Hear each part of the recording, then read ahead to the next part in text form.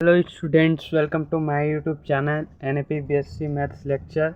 इस वीडियो में हम लोग देखेंगे ये आपका BSc फर्स्ट सेमेस्टर केमिस्ट्री का फर्स्ट लेक्चर एवं फर्स्ट टॉपिक है। ठीक है, तो चलिए हम लोग देखते हैं इसके बारे में। तो बोर का परमाणु मॉडल लिखिए, ये आपके एग्ज़ाम में आ सकता है। ये उसके जो प्रमुख अभिगृहित है उसको लिखिए। तो इसका आंसर आप लोग इस प्रकार से देना। कोई भौतिक वैज्ञानिक नील बोर ने 1913 में प्लांक के क्वांटम सिद्धांत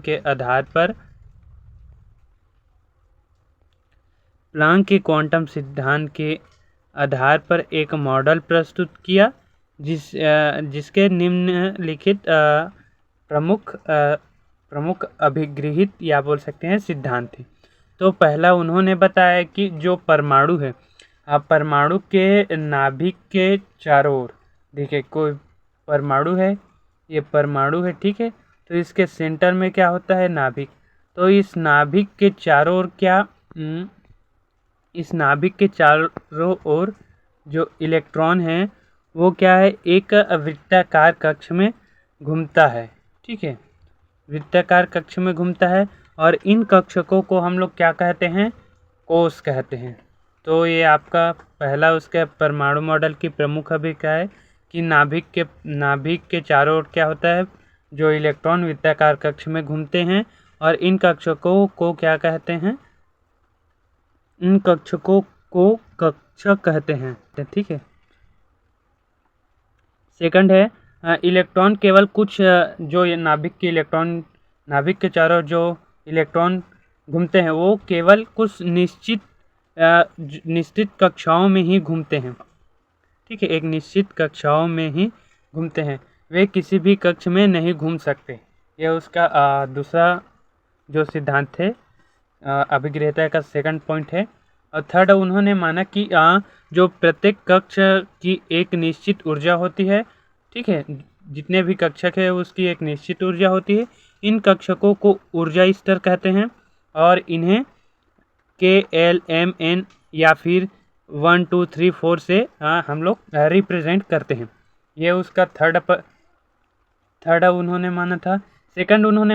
फोर्थ उन्होंने माना कि जब इलेक्ट्रॉन अपनी कक्षा में घूमते हैं, ठीक है, जब इलेक्ट्रॉन, ये आपके नाभिक है, ठीक है, और ऐसे ये, ठीक है, ये इसमें आपका जो इलेक्ट्रॉन है वो घूम रहा है, ठीक है, इस वाले कक्ष में।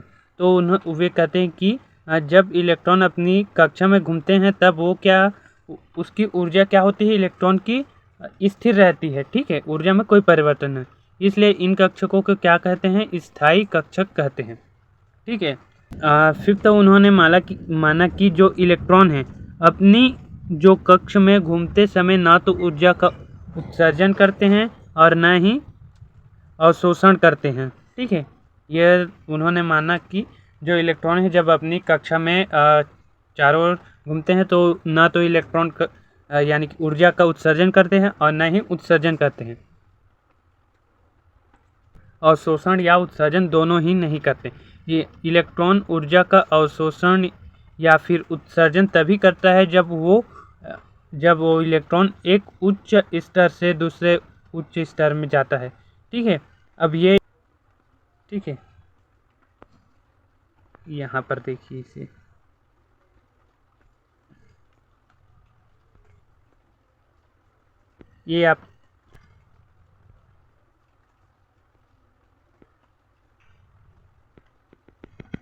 ये आपका नाभिक है, ठीक है, और ऐसे कक्षक है,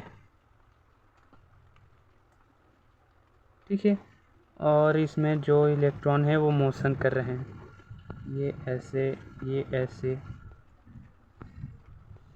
अब जब ये वाला इलेक्ट्रॉन इस कक्षक में आएगा तब ये क्या करेगा?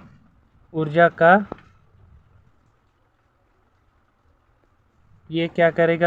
रिलीज करेगा, ठीक है। जब ये वाला इलेक्ट्रॉन इस ऊपर वाले कक्ष में जाएगा तो ये क्या करेगा? ऊर्जा का अवशोषण करेगा, ठीक है। यानी कि इस प्रकार से समझ सकते हैं कि जब इलेक्ट्रॉन क्या उच्च ऊर्जा स्तर से निम्न उच्च ऊर्जा स्तर में आएगा तो इलेक्ट्रॉन का क्या करे ऊर्जा का उत्सर्जन करेगा, और जब इलेक्ट्रॉन निम्न ऊर्जा स्तर से उच्च ऊर्जा स्तर में जाएगा तो वो ऊर्जा का अवशोषण करता है। तो ये उनकी जो 5 परिकल्पनाएं थी किसके, नील बोर के। ठीक है, इस प्रकार से अब इसका आंसर देना। ठीक है, अगर क्वेश्चन पूछा जाएगा तो। अब देखिए, इसी में साथ में आप लोगों को ये भी पूछ सकता है कि नील बोर की सीमा, जो बोर के परमाणु मॉडल है उसकी सीमाएं लिखिए, तो दोनों को एक साथ लिखना। ठीक है, तो इसका आंसर आप लोग कैसे लिखेंगे कि जो नील बोर है उनकी क्या सीमा थी। तो पहला उसका परमाणु मॉडल की ये सीमा लिमिटेशन था कि जो उसका परमाणु मॉडल है वो केवल एक इलेक्ट्रॉन वाले परमाणु के लिए क्या है, व्याख्या करते हैं। ये मॉडल क्या करता है, जो बोर का परमाणु मॉडल है वो केवल एक ही इलेक्ट्रॉन वाले परमाणु के व्याख्या करता है। ठीक है, जैसे कि हाइड्रोजन, इसका क्या है, एक इलेक्ट्रॉन, इसकी व्याख्या कर सकते हैं। एक से अधिक यानी कि हीलियम का, ऑक्सीजन का, नाइट्रोजन का, जिसका भी हो, एक से अधिक इलेक्ट्रॉन वाले परमाणु की व्याख्या नहीं करता। पहला उसका लिमिटेशन था।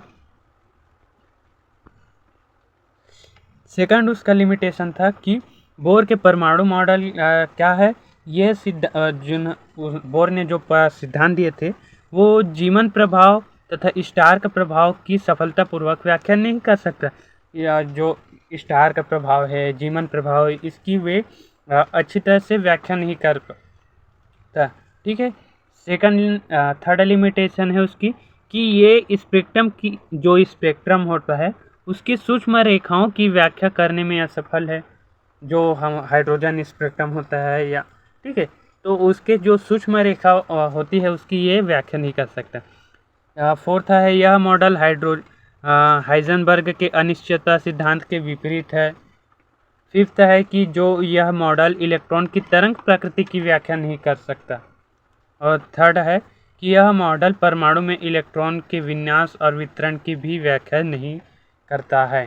तो ये उसकी 6 लिमिटेशन हैं। आप अपने हिसाब से एग्ज़ाम में लिख कर आ जाना। अगर पूछा जाए कि बोर का परमाणु मॉडल की अभिग्रहता है वह सीमाएं लिखिए, तो ये 5 इसमें से आप लोग लिख लेना और 5 उसके लिमिटेशन लिख देना। अगर 6 लिख सकते हो तो भी बेहतर है, अपने हिसाब से तैयारी कर लेना। ठीक है, अब देखते हैं जो ये बोर का परमाणु मॉडल है वो किस चीज़ की व्याख्या करने में सफल रहा। तो पहला है कि जो बोर का परमाणु मॉडल है ये परमाणु की स्थायित्व का सफलतापूर्वक व्याख्या कर सकता है। ठीक है, इस परमाणु मॉडल हम लोग क्या, परमाणु के जो स्थायित्व है, परमाणु कैसे स्थायी है उसके सफलतापूर्वक हम लोग व्याख्या कर सकते हैं। नेक्स्ट है, इससे हाइड्रोजन तथा हाइड्रोजन जैसे परमाणुओं में इलेक्ट्रॉन की ऊर्जा की गणना किया जा सकता है। और फोर्थ है, इस सिद्धांत से बोर त्रिज्या की भी गणना किया जा सकता है। और फोर्थ है, इस मॉडल द्वारा हाइड्रोजन परमाणु के रेखा यानी कि जो रेखीय स्पेक्ट्रम की सफलतापूर्वक व्याख्या किया जा सकता है। ठीक है, ये हाइड्रोजन स्पेक्ट्रम की सफलतापूर्वक व्याख्या कर सकता है, लेकिन जो दूसरे और स्पेक्ट्रम है उसकी सफलतापूर्वक व्याख्या नहीं कर सकता, ये याद रखना। ठीक है, केवल हाइड्रोजन स्पेक्ट्रम की ही व्याख्या कर सकता है ये सफलतापूर्वक। तो ये उसके परमाणु मॉडल की प्रमुख अभिग्रहताएँ और सीमाएं और सफलताएं थी। इस प्रकार से आप अपना नोट्स तैयार कर सकते हैं और एग्ज़ाम में अपना इस प्रकार से लिख सकते हैं। आपको जो क्वेश्चन पूछा जाए उसका आंसर आप लिख सकते हैं।